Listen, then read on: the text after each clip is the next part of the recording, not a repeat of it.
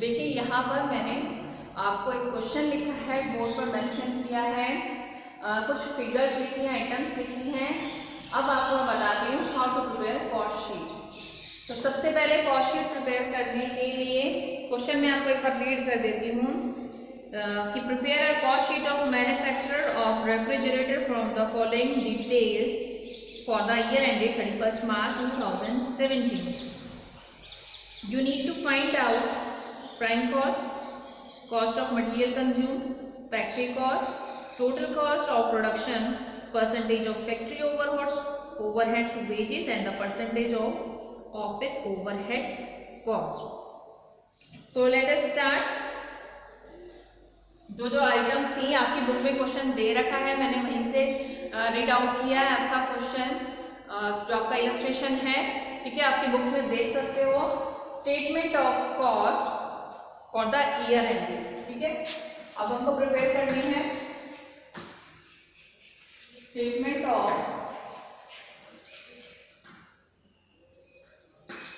Statement of cost for the year ending 31st March, for the year ending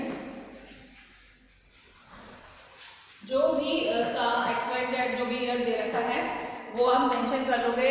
question में 31st मार्च दे रखा है तो वहां से आप 31st मार्च 2017, जैसे कि मेरे क्वेश्चन में ये सन दे रखा है तो मैंने आपको वर्बली बोल दिया है, ठीक है।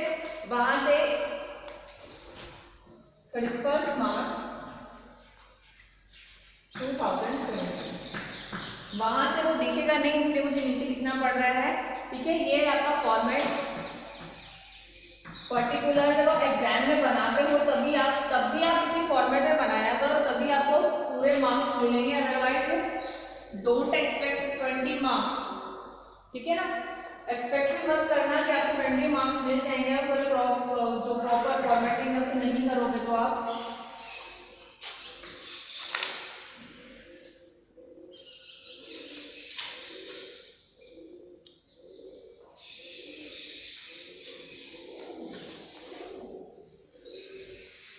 ओके। अमाउंट दे दी है आपको, लिख दी है मैंने अमाउंट यहाँ पर, ठीक है। वही इनर कॉलम आउटर कॉलम बनाना है आपको, भूलना मत बनाना, सब कुछ आपको कैलकुलेशन है इनर कॉलम में करनी है, एंड एट लास्ट जो फाइनल कैलकुलेशन होती है वो आपको आउटर कॉलम में करनी होती है। तो स्टार्ट करते हैं क्वेश्चन। यहाँ से हम अपने आइटम्स लेते जाते हैं। फर्स्ट आइटम क्या है आपकी, कौन सी होती है सबसे पहले वाली, जब आप, क्योंकि आपको you need to find out prime cost, सबसे पहले आपको प्राइम कॉस्ट निकालनी है। तो सबसे पहले क्या आता है प्राइम कॉस्ट में, डायरेक्ट मटेरियल, ठीक है, डायरेक्ट मटेरियल। अब हमें दो तरह का मटेरियल दिख रहा है, स्टॉक ऑफ रॉ मटेरियल और यहाँ पर भी स्टॉक ऑफ रॉ मटेरियल। ये ओपनिंग स्टॉक है और ये क्लोजिंग स्टॉक है, तो हम लिख के चलेंगे कौन सा, स्टॉक ऑफ रॉ मटेरियल,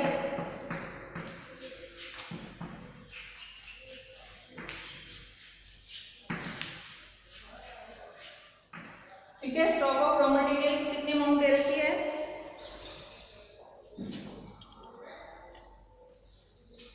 2,25,000।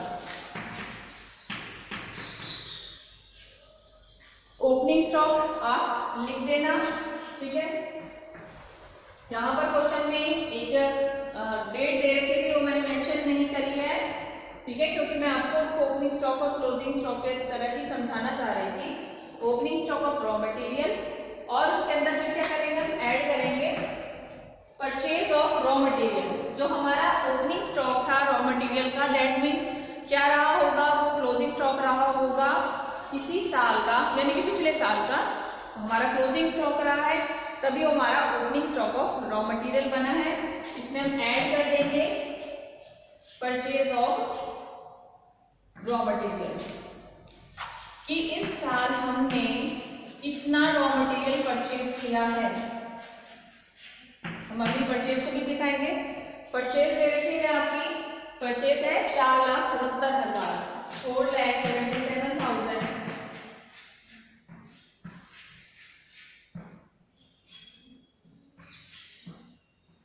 7,02,000 आ गया। अब इसके अंदर से अब कुछ नहीं करना आपको, अब closing stock of raw material minus कर दोगे, closing stock of raw material,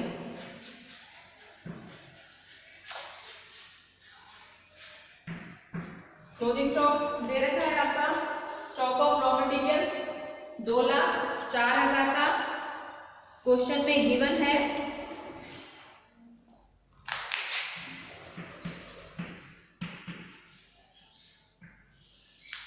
एक चीज और मैं आपको बताना चाहूंगी कि जब आप नंबर 7 लिखते हो, ठीक है ना, तो क्योंकि कैलकुलेशन आपको काफी रहता है और आप बहुत जल्दी जल्दी में कैलकुलेशन करते हो कई बार, तो ये छोटा सा जब आप 7 को इस तरह से लिख लोगे तो ये आपको क्लियर हो जाएगा कि दैट इज 7, क्योंकि कई बच्चे क्या करते हैं ऐसे लिख देते हैं, तो ये रीडेबल नहीं है कि 7 है या वो 1 है, ठीक है।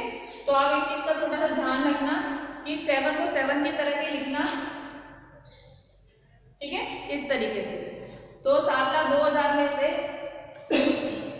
Closing stock of raw material आपको माइनस करना है, आपका आ जाएगा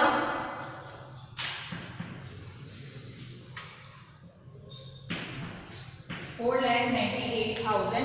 ये क्या है, आपका मटेरियल कंज्यूम्ड है कि इतना मटेरियल आपने कंज्यूम कर लिया है, मटेरियल कंज्यूम, ठीक है। अब क्योंकि हमारे लिए प्राइम कॉस्ट नहीं निकली है, अभी क्या निकला है हमारा सिंपल रॉ मटेरियल की ओपनिंग कितना था, क्लोजिंग कितना था और हमारा परचेज कितना किया। अब हमको प्राइम कॉस्ट में क्या क्या चीज निकालनी है, एक तो हमारे पास मटेरियल होना चाहिए, सेकंड क्या होनी चाहिए, डायरेक्ट वेजेस। अब हम आते हैं डायरेक्ट वेजेस पे। तो डायरेक्ट वेजेस आपको दे रखी है प्रोडक्टिव वेजेस 1,70,000 की, ठीक है। प्रोडक्टिव है जो हमने आपको पहले बताया था वीडियो में कि डायरेक्ट नहीं लेके जानी है, डायरेक्ट वेजेस नहीं लेके जानी है, हमको डायरेक्ट वेजेस लेके जानी है। तो डायरेक्ट वेजेस के नाम से भी लिखेंगे इसको, डायरेक्ट वेजेस आपकी है 1,70,000।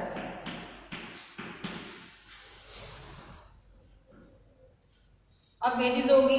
थर्ड आइटम क्या रहती है आपकी, डायरेक्ट एक्सपेंसेस, ठीक है।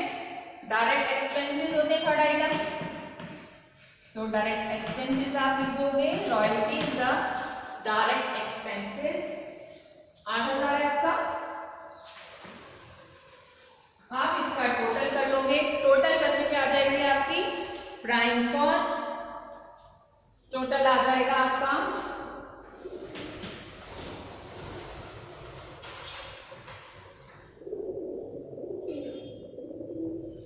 6,76,000। ये क्या है आपकी प्राइम कॉस्ट। अब आप मुझे इसको फिर से इरेज करना पड़ेगा क्योंकि स्पेस खत्म हो चुका है बोर्ड में, तो मैं इरेज कर रही हूँ, आप एक बार देख लीजिए चाहे उसे ध्यान से।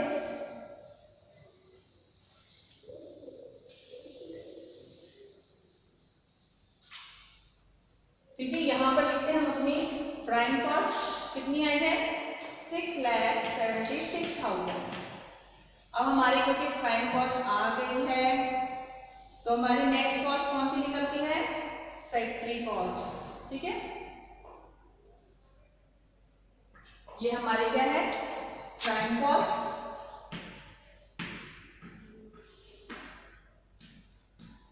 अब हमको क्या चाहिए, फैक्ट्री कॉस्ट। फैक्ट्री कॉस्ट कैसे निकालोगे आप, फैक्ट्री के ओवरहेड्स। अब फैक्ट्री के ओवरहेड्स कौन कौन से हैं,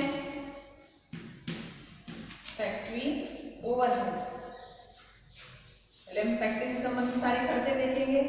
ओवरहेड कौन कौन से हैं फैक्ट्री के, एक तो है नॉन प्रोडक्टिव वेजेस और फैक्ट्री एक्सपेंसेस, ठीक है। दोनों की दोनों ही आप लेके जाओगे। इसको मैं आउटर कॉलम में लिख देती हूँ क्योंकि हमें कैलकुलेशन इसके साथ नहीं करनी है, ठीक है। हमारे नॉन प्रोडक्टिव वेजेस, इसको नीचे लिखते हैं 40,800। फैक्ट्री ओवरहेड्स के लिए हमारे आ जाएंगे आपके नॉन प्रोडक्टिव वेजेस।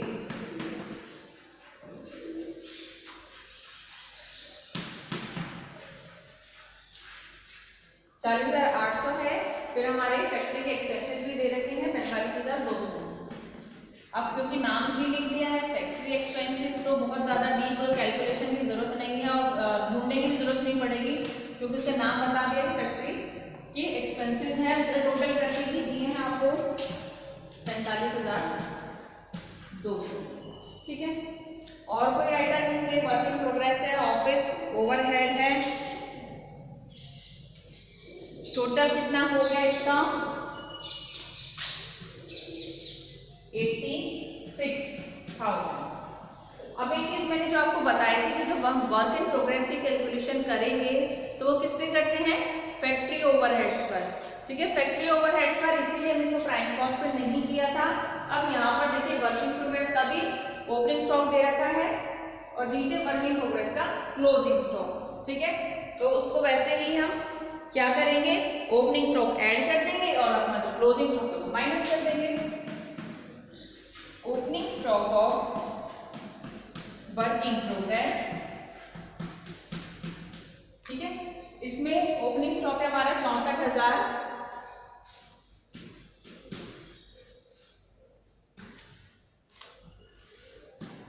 ठीक है, एरो लगा दी क्योंकि वो थोड़ा ऊपर चला गया है।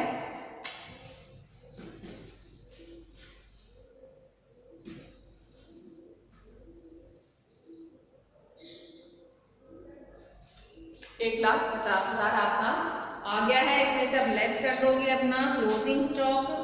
क्लोजिंग स्टॉक है आपका 97,000। Closing stock of work in progress 97,000 आपका आ जाएगा 3। ओके, ठीक है, 50 कितना आ गया 53,000।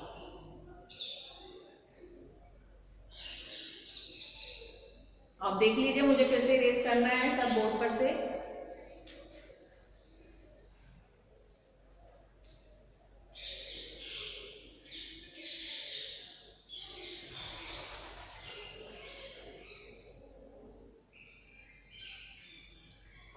अब आपको क्या करना है, ये जो 53,000 है, ठीक है, जो मैंने कैलकुलेट करने हैं आपको इसमें ऐड करने हैं।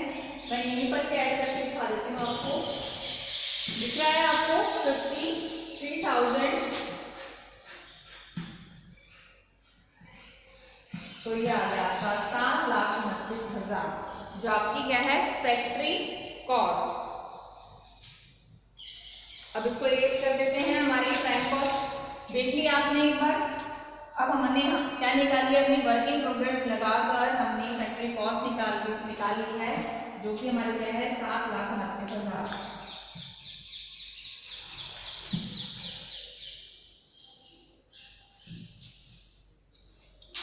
यहाँ पर मैं लिख देती हूँ फैक्ट्री कॉस्ट।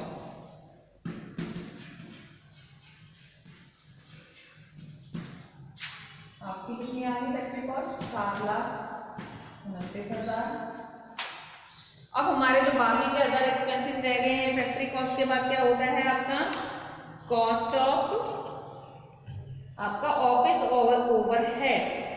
ठीक है, फैक्ट्री कॉस्ट के बाद जब आप कॉस्ट शीट प्रिपेयर करते हो क्या चाहिए आपको, ऑफिस ओवरहेड्स। अब जो भी लागतें हैं सारे के सारे ऐड करते जाएंगे, तभी हम लास्ट में कॉस्ट ऑफ प्रोडक्शन पर, कॉस्ट ऑफ सेल पर पहुंचेंगे। तो ऐड कर देंगे हम अपने ऑफिस ओवरहेड्स।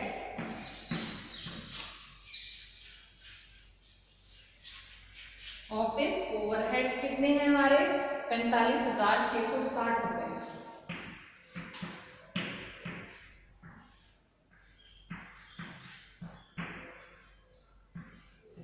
₹7,74,660 हमारे क्या आ गए हैं, ये कॉस्ट ऑफ प्रोडक्शन। क्या आ गई हमारी ये कॉस्ट ऑफ प्रोडक्शन। फिर उसके बाद क्या रह जाता है, कॉस्ट ऑफ प्रोडक्शन के बाद हम कॉस्ट ऑफ सेल लिखना चाहते हैं। Then we need to add selling and distribution expenses. तो हमारा दे रखा है सेलिंग ओवरहेड्स, दे रखे हैं सेलिंग ओवरहेड की जो हमने सामान को बेचने से संबंधित जितने भी खर्चे किए हैं सेलिंग ओवरहेड वो सारे इसमें इंक्लूड कर लिए हैं 36,540।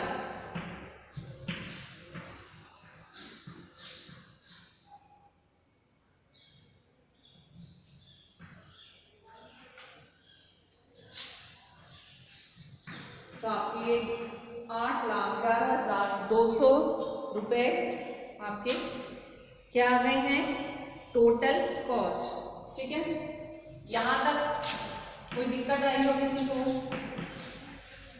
ठीक है, एक बार देख लीजिए। अब जो क्वेश्चन में पूछा था उस पर आते हैं हम। उसने कहा है percentage of factory overheads to wages, और सेकंड पूछा है percentage to office overheads to factory cost, percentage of factory overheads to wages. ठीक है, इसको रेस करती हूँ। अब जो क्वेश्चन में उसने पहले तो कहा था कि सारी तरह की आपकी जो लागतें हैं कॉस्ट है वो निकाल लेनी है।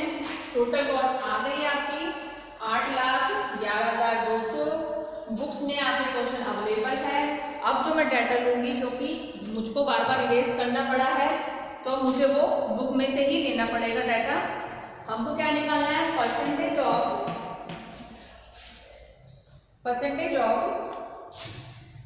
फैक्ट्री ओवरहेड्स टू वेजेस,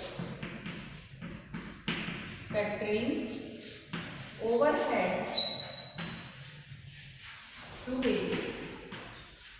अब वेजेस के साथ में हमको जो फैक्ट्री के जो ओवरहेड्स थे उसका परसेंटेज निकालना है। फैक्ट्री के खर्चों का जो वो प्रोपोर्शन है वो किससे के साथ निकालना है वेजेस के साथ में। तो वेजेस कितनी थी हमारी, वेजेस थी हमारी ये वाली नॉन प्रोडक्टिव वेजेस 40,800 और 45,200 हमारे जो फैक्ट्री एक्सपेंसेस थे हम उसको निकाल लेंगे। हमने जो क्वेश्चन में कैलकुलेट करा था तो आप देख सकते हो अपनी बुक्स में 86,000 थी और जो फैक्ट्री के जो ओवरहेड्स थे एक्सपेंसेस थे, ठीक है ना, फैक्ट्री कॉस्ट जो आई थी, ठीक है, कितनी दे रखी थी आपकी डायरेक्ट वेजेस। फैक्ट्री के जो खर्चे हैं वो आपने ले लिए। वेजेस कितनी थी आपकी 1,70,000 की। तो आपका प्रोपोर्शन परसेंटेज निकाल लोगे। ठीक है, परसेंटेज निकालने के लिए क्या करना है आपको इंटू 100 से आप 100 कर लोगे तो आपका आंसर आ जाएगा 50.59%। 50.59%। अब इसी तरह दूसरा पूछा गया क्वेश्चन में, सेकंड क्या है percentage of office overhead to factory cost, percentage to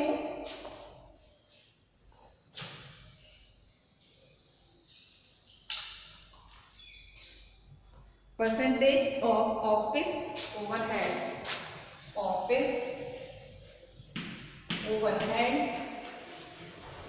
to factory cost.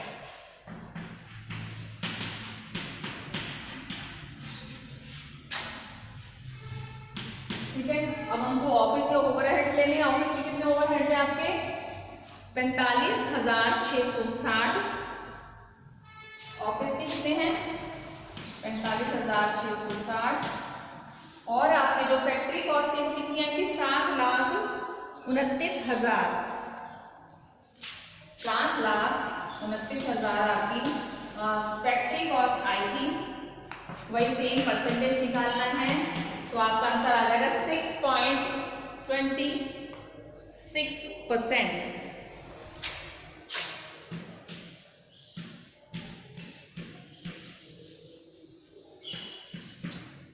कि हम ये लिखना चाहते हैं कि जो हमारे खर्चे हुए हैं ओवरहेड्स हुए हैं वो ऑफिस ओवरहेड का कितना मतलब फैक्ट्री कॉस्ट का कितना परसेंटेज है।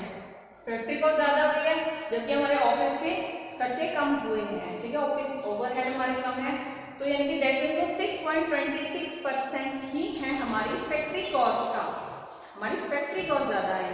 ठीक है, तो ये रहा आपका question unit and output costing method का, जिसमें वर्क इन प्रोग्रेस वाला पॉइंट भी आ गया है और आपकी प्राइम कॉस्ट और आपकी जो फैक्ट्री कॉस्ट है, cost of production, work in progress, और जो परसेंटेज हमको रेशियो अगर निकालना है, परसेंटेज निकालना है तो कैसे निकालना है वो मैंने आपको इस क्वेश्चन के थ्रू बता दिया है।